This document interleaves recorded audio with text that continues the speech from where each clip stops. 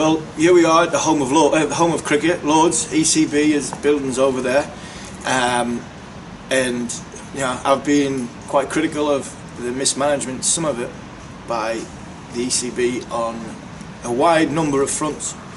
In this last 12 months, and you can talk about anything, whether it's preparation, Kevin Peterson, the way Andy Flower was finished in the end, the coach Giles, all that comes to it. But for me, the conundrum for me in England being a very, very good side and being a top, really competitive side all around the world is Stephen Finn.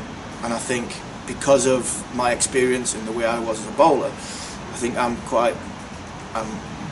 quite apt that I can talk about it.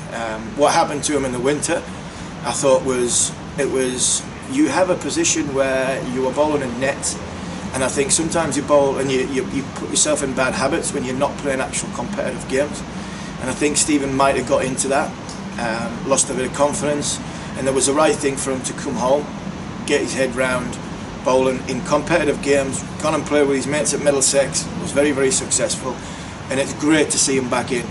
It's a very, very good sign for me as a former bowler, when somebody doesn't have a great time, can go away, get his head round what's happened, put a few things right, and come back as strong as he was before. That is a great testament to the character of Stephen Finn, and I think England need that. And I think what England need to do between now and the end of September is keep him bowling. I think I was somebody who didn't like any rest, tried not to have more than 3 or 4 days without bowling, because if I had a week off, it took myself a lot.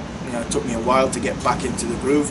So I think it's a balancing act between giving him enough bowling and giving him too much bowling. And I think hopefully England now have realised what happened to him in the winter, and they don't do that again, and they keep building his bowling and bowling and bowling without him going too much, that he's going to get injured.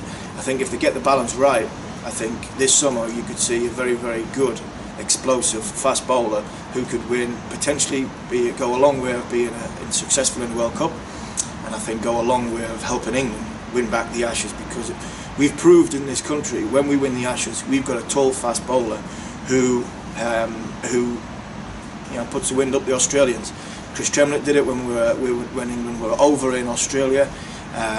Myself and Andrew Flintoff did it when we were in 2005 and 2009, and I think that's why England picked the basketball team last winter and to go over to Australia, and it didn't work. For whatever reason, it didn't work. But I do believe a big, tall, fast bowler in Broad and Finn firing next summer, and I think the Ashes might be staying at Lords by the end of September.